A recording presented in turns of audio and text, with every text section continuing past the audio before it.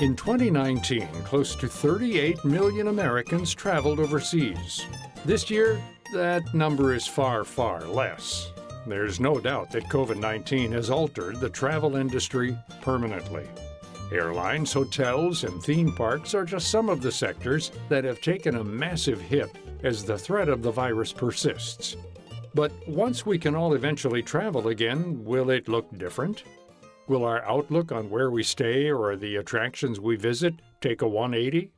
Tour guide, travel writer, and TV show host Rick Steves hopes so. It's my hope that as a tour guide, I can help Americans open up to different tempos of life and different passions and different priorities, and just realize that the world's not a pyramid with us on top and everybody else trying to figure it out.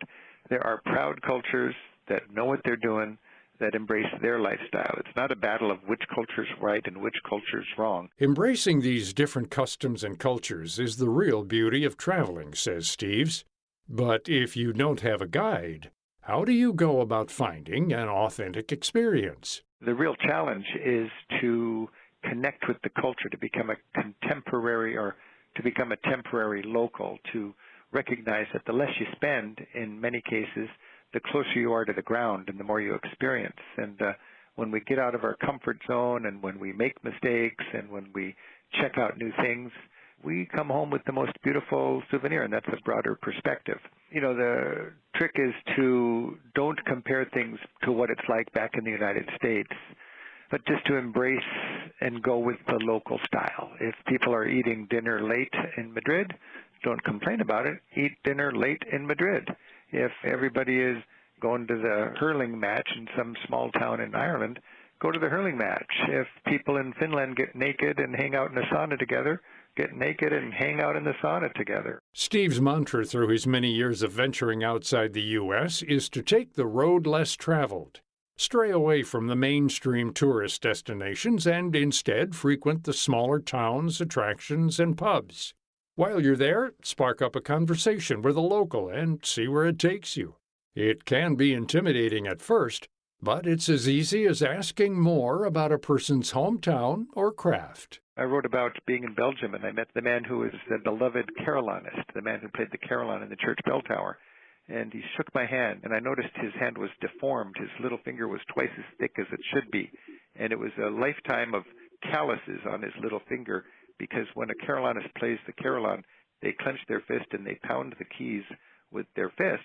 And he was proud of that, and he wanted me to know. He wanted to tell me the story, and he invited me to the free carillon concert that night to sit in the little courtyard of the church and look up at the steeple and hear him play. And when it was all over, I'll never forget, he stuck his head out the window halfway up the church spire, and he waved his calloused hand at me and thanked me for coming to the concert. Steves points out that traveling abroad doesn't have to be packed with a full itinerary. Sometimes it's best to keep days wide open to see where walking around takes you. I love Ireland because it's a land where I get the sensation that I'm understanding a foreign language, and everybody's got the gift of gab, and they've got such a poetic way of sharing. And to be standing there, and the retired old man next to me gazes out at the horizon and says, the next parish over is Boston. You know, to have that kind of moment, to ask him, you know, were you born here? And he'd think, and he'd go, no, it's about 5 miles down the road. To be able to take some time, and Ireland's a great place where, you know, if you've got a busy itinerary, throw it into the sea. When you've met a man like that, go to the pub with him and buy him a beer and just have a moment. Anywhere in Europe, you can connect with people. And Venice may be crowded with tourists, but there's a parallel Venice, and locals who own a boat have that parallel Venice. And if you can make friends with a local, go on a boat ride through the back canals of Venice, your experience of Venice, nobody else ever will. Often when many Americans think of a European getaway, they imagine double-decker tour buses, fancy Parisian hotels with luxe four-course meals, or an all-inclusive resort tucked away on the pristine shores of Spain. While that experience may be perfect for some, if you really want to have a true European getaway, venture outside of this bubble. Instead of hailing a taxi or Uber, rent a bike, moped, or spend the day walking throughout the city.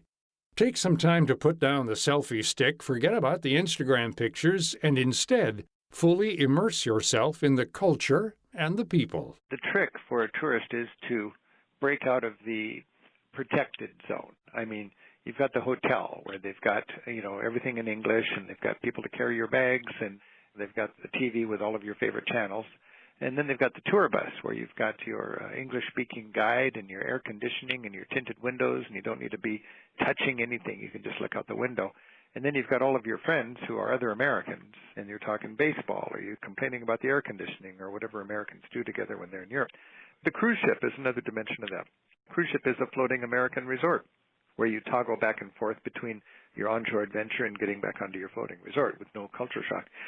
That's all okay as long as you break out of it and you let yourself get swept away. The good news is the less money you spend, probably the more experiences you're going to have if you have the right attitude. Keeping an open mind is important not only when it comes to sights and history, but also a region's cuisine. For many, food is an essential part of travel and the highlight of a vacation. And sometimes the best meals are priceless.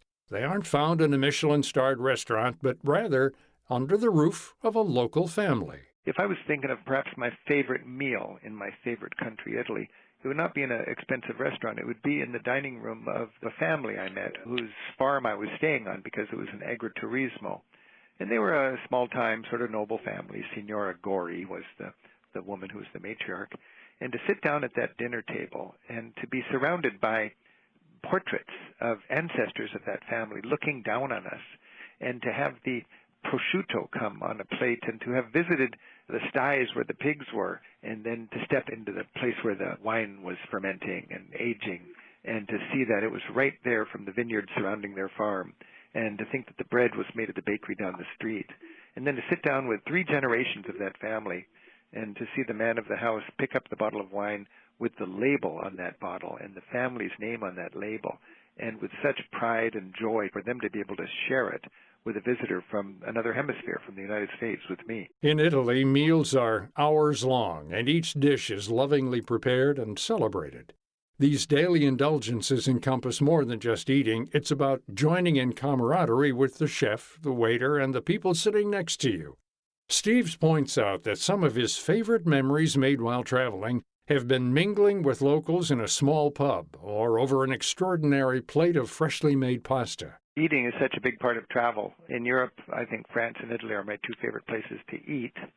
And one thing great about eating in Italy is it's more than just nourishment. It's culture, it's community, it's tradition, it's heritage. And I like Italian food, but in the United States, if I go to an Italian restaurant, it can be great Italian food, but it's just not quite the right thing. And a touristy restaurant in Italy has a little bit of a problem because you're surrounded by other Americans, which I got no problem with Americans. But when I go to an Italian restaurant, I want to be immersed in Italy. For me, a great thing about Italian food is this notion of a 0-kilometer meal, meaning everything is made right there in the village. And I love the idea that a smart eater going to a good restaurant in Italy will look at the menu and know what month it is and where they are according to what's being served. I mean, Italians are really passionate about eating local and eating with the seasons. And the mark of a good eater is to respect that and go with that. In the end, it's all about going with the flow and being open to new experiences. So while many of us must wait to once again safely travel, it's never too early to start thinking about your next adventure filled with new people, customs, and cuisines.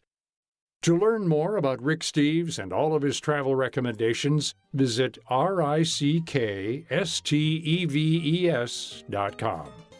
You can also find his newest travel guide, For the Love of Europe, My Favorite Places, People, and Stories, on Amazon.com or through your local bookstore. For more information on all of our guests and past stories, visit viewpointsradio.org. This segment was written and produced by Amira Zaveri. I'm Gary Price.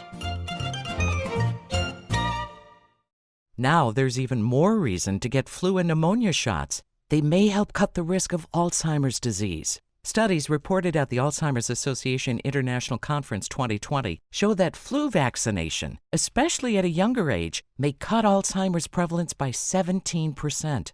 And getting a pneumonia vaccine between age 65 and 75 may reduce Alzheimer's risk by up to 40%. Dr. Maria Carrillo is Chief Science Officer of the Alzheimer's Association. Vaccines are at the forefront of public health discussions today, And these new studies suggest that their benefit goes beyond preventing viral or bacterial infections. If these findings can be confirmed in larger and more diverse groups, then taking care of your health by getting vaccinated may also lower your risk of Alzheimer's and other dementia. What's more, growing research is investigating whether infections themselves might worsen or even cause dementia. Find out more at alz.org. And that's Viewpoints for this week. Viewpoints is a production of MediaTrax Communications. Follow us on Twitter, Facebook, and Instagram to learn more about upcoming shows. And find a library of past programs on Apple Podcasts, Google Play, and Spotify. Plus, you'll always find previous segments and more information about our guests at viewpointsradio.org. Join us again next week for another edition of Viewpoints. Coming up on Viewpoints. 2/3 of people who are released from incarceration are then rearrested within a few years. The incarceration epidemic.